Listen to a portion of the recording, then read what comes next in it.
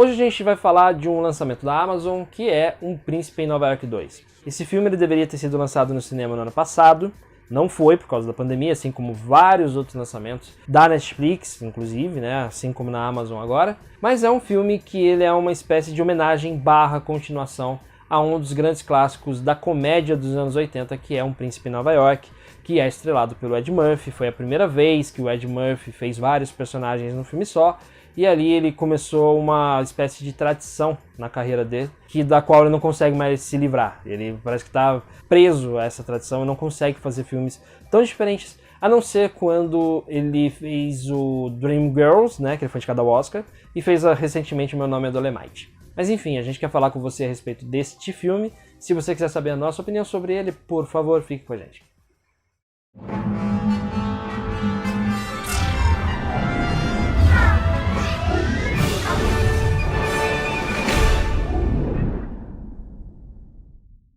Antes de começar, queria pedir para você para se inscrever aqui no canal, também queria pedir para você clicar no sininho para receber as notificações dos vídeos novos que a gente lança aqui. E também, se você puder, a gente queria que você entrasse nas nossas redes sociais, a gente está no Facebook, no Twitter, no Instagram, só digitar lá canal 5 Tons que você vai achar a gente. Este filme ele conta, 30 anos depois, a história do rei Akim, que ele foi para Nova York em 1988, aprontou várias coisas lá, ele junto com um amigo dele, aí ele volta para o seu reino e, enfim, continuou com a vida. Agora, 30 anos depois, ele descobre que enquanto ele estava lá nos Estados Unidos, em Nova York, ele teve um filho.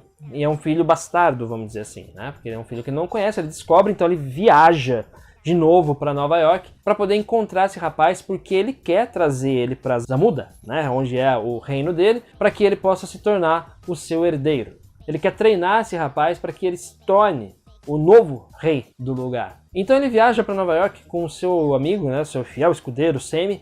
Eles vão juntos para Nova York mais uma vez e 30 anos depois eles revisitam os lugares onde eles estiveram no passado, assim como também eles criam novas situações ali para poder encontrar esse rapaz e levar este menino, esse garoto, esse jovem, enfim, esse cara, já faz 30 anos. Esse cara, ele quer encontrar esse cara para poder levar para o reino dele, para treinar para que ele possa ser o novo regente. Acontece que em 30 anos ele seguiu com a vida, ele teve 3 filhas e essas filhas evidentemente estão descontentes com a ideia do pai de trazer um homem para ocupar o lugar que por direito seria delas, porque tem toda aquela coisa machista, vamos dizer assim, dentro das hierarquias monárquicas. Falei certo?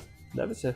Mas enfim, elas não gostam disso. Ao mesmo tempo que a gente tem um antagonista do rei Akim, que é o General Easy, que é interpretado pelo Wesley Snipes nesse filme. E ele quer casar uma de suas filhas com este filho bastardo, esse rapaz que está vindo de Nova York. O rei Akim foi buscar lá. Ele quer casar para poder juntar ali, fazer aquelas coisas políticas, que esse pessoal monárquico gosta de fazer. Como eu falei no começo desse vídeo, este filme ele é uma homenagem, ao mesmo tempo em que ele é uma espécie de continuação para aquele filme de 1988. Ele revisita situações, ele repete algumas situações inclusive, mas isso tudo é para mostrar aquele mundo antigo, aquela história antiga para uma nova geração, ao mesmo tempo em que também para quem é mais velho, quem já assistiu o filme, possa perceber evolução nesses personagens. O rei Akim de agora, que é interpretado pelo Ed Murphy, não é o mesmo rei Akim que a gente viu em 1988, deslumbrado e etc e tal. Ele já está mais maduro, ele está com outra cabeça e tal, mas ainda assim tem alguns resquícios, vamos dizer assim, daquele homem que ele era 30 e poucos anos atrás. E o legal de ver nesse filme é que realmente eles tiveram o trabalho, o cuidado de fazer com que esses personagens envelhecessem sem perder a essência. Então, para quem assistiu o filme anterior, é um deleite assistir, porque realmente você percebe que são os mesmos caras, são as mesmas pessoas. E eles conseguem trazer quase todo o elenco do primeiro filme pra cá. Então são quase as mesmas pessoas que a gente viu no passado e que agora estão aí com outra cabeça, com outra mentalidade, mas nem tanto. Então a conclusão que a gente tira disso é que o filme, se Um Príncipe em Nova York 2, ele faz uma reverência ao filme anterior, ao mesmo tempo que leva a história para um outro nível. Isso é muito bom, isso já é um grande acerto dentro dessa história, porque geralmente quando a gente tava, já passou um pouco, mas a gente tava naquela onda de fazer revivais de filmes antigos, muitos deles pecavam por tentar fazer com que aqueles personagens dos anos 80, eles tivessem as mesmas ideias que eles tinham agora no mundo atual, e isso acaba sendo um grande problema, aqui eles tiveram um cuidado maior com esse roteiro. Mas não é só o roteiro que é bom neste filme. Uma coisa que era destaque no primeiro Príncipe em Nova York, e aqui também é o figurino. Os figurinos dos personagens são muito bem construídos. São figurinos que remetem, evidentemente, à cultura africana e que conseguem passar pra gente uma certa opulência, vamos dizer assim, uma certa majestade dos personagens principais, principalmente do Rei Akim. Então é um filme que tem um cuidado muito grande com essa questão do figurino, com a direção de arte também, tem um grande cuidado para fazer a recriação desse reino que não existe, na verdade, que é um reino fictício, mas tem toda uma ideia de um conceito, né, de criar esse mundo totalmente novo, e isso também funciona muito bem, assim como funcionou no primeiro. Como não poderia deixar de ser, o Ed Murphy também é um grande atrativo.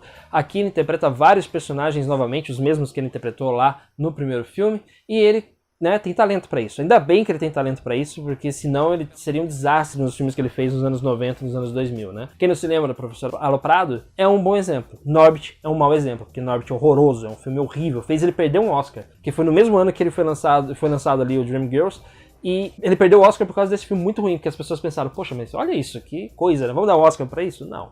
Mas é um ator talentoso, um ator que consegue dar personalidade para cada um desses personagens diferentes que ele interpreta, principalmente aqueles da barbearia, que são fantásticos, inclusive, assim como era no primeiro também. São personagens que ele consegue dar vida com muito talento e a gente às vezes nem percebe que ele tá debaixo de maquiagem, parece que realmente é outra pessoa. Por outro lado, a gente tem coadjuvantes muito bons aqui, o Arsenio Hall, mais uma vez, né, como no primeiro filme também, ele tem outros personagens múltiplos e se dá muito bem neste filme mais uma vez. Assim como também o Wesley Snipes, ele mostra que ele tem um timing de comédia muito bom, é uma coisa que a gente já sabia, mas aqui neste filme está mais visível. Ele rouba cenas assim como o Arsenio Hall rouba as cenas, algumas delas, quando eles aparecem. Ah, esqueci de falar quem o Arsenio Hall interpreta, né? Ele interpreta o amigo do Rei Akim, né, que vai com ele pra viagem. E o Wesley Snipes interpreta o antagonista do rei. Então, são dois personagens que às vezes conseguem roubar a cena e conseguem brilhar mais do que o próprio protagonista. Como ponto negativo, infelizmente, o filme tem um ponto negativo, na verdade 2 pontos. Ele tem um excesso de flashback, né?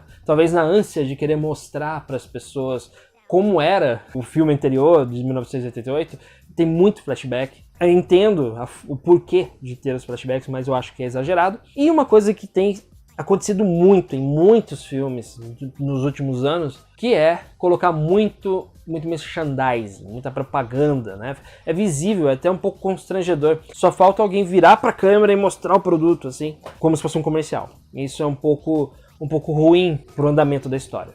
Mas no fim das contas, o filme acaba sendo, como eu falei, uma homenagem barra continuação, que é muito bem feita, diferente dos outros filmes do tipo, que eles acabam sendo até um pouco genéricos na tentativa de recriar aquela ambientação que foi vista no filme original. Aqui eles conseguem fazer isso muito bem, a gente sente que é uma homenagem, mas também sente que foi uma recriação muito bem feita. Por isso, para nós aqui do canal 5 Tons, este filme merece 4 estrelas. É um tipo de filme que os saudosistas vão gostar e as pessoas que vão assistir esse filme pela primeira vez, depois só vão procurar o original, também vão gostar. Você não vai se sentir perdido, é um filme que vale a pena assistir. Por hoje é isso, muito obrigado a você que assistiu esse vídeo e a gente se vê no canal 5 Tons. Um abraço e até logo!